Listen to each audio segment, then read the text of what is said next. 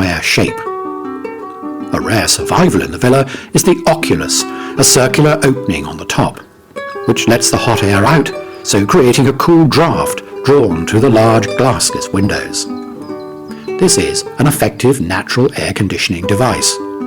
When it rains at the Villa Rocca, the water falls down through a stone grill in the hall and is collected in a trough in the basement.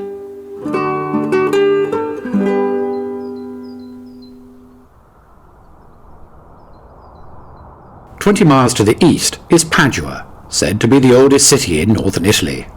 It's also one of Europe's great cultural and artistic destinations. Work by some of the Renaissance's best-known artists still reside in the city's many churches, including the great cathedral. The Basilica of St. Anthony of Padua was begun around 1232, just 1 year after the death of St. Anthony, who died in the city. The building has a mixture of styles due to successive additions and rebuilding, but the feel with the domed roofs is of a Byzantine appearance. Another surprising roof is on the Palazzo della Ragione, Padua's town hall. It's reputed to have the largest roof unsupported by columns in Europe. The initial building, begun in 1172, had 3 roofs. 100 years later, the single roof was put up, and it's still standing over 700 years later. The Prato della Valle is one of the largest squares in Italy and was created in the late 18th century. It is a much-loved place for the people of Padua to meet and walk. Running out of the city to the east is the Brenta Canal, which connects Padua to the sea. For part of its length, it's lined with large villas, built by wealthy Venetian nobles who wish to escape the heat and smell of Venice during the summer.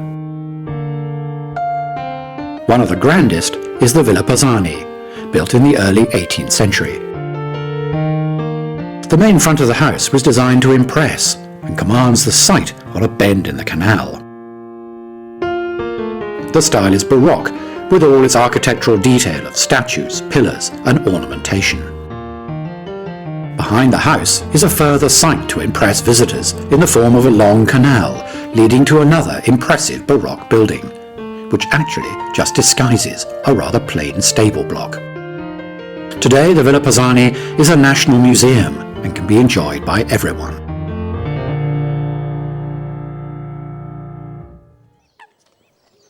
The Brenta Canal leads to the Venetian Lagoon, an inland sea protected by a thin strip of islands. The central strip is called the Lido and became a popular holiday resort in the 19th century. Each year, the Venice Film Festival is held on this particular island. But, seemingly floating in the middle of the lagoon is one of the world's greatest attractions, and one of the few cities which can genuinely be called unique.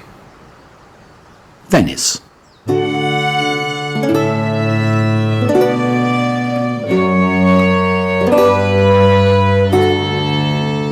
A 19th century Russian writer visiting Venice wrote, "To build a city where it's impossible to build a city is madness in itself.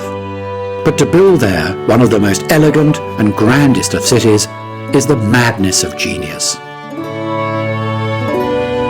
Venice began its life because, as the Roman Empire collapsed in the 5th century and the barbarian invaded, people sought safety in the lagoon and began to build houses on wooden piles. From then on, as Venice expanded, every building was built on these wooden piles, sunk into the mud of the lagoon.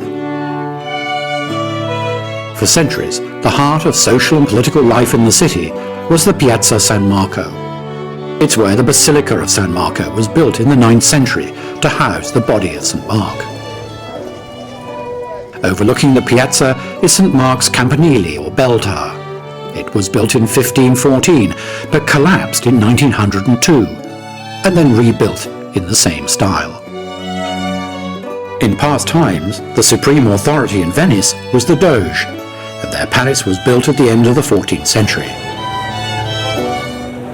When later, as more prison space was needed, a bridge connected the palace to the prison. It was named the Bridge of Sighs. as prisoners supposedly sighed with their last view of the beautiful city. In the summer months, the city almost heaves with the number of visitors who come to marvel at this extraordinary city in the sea.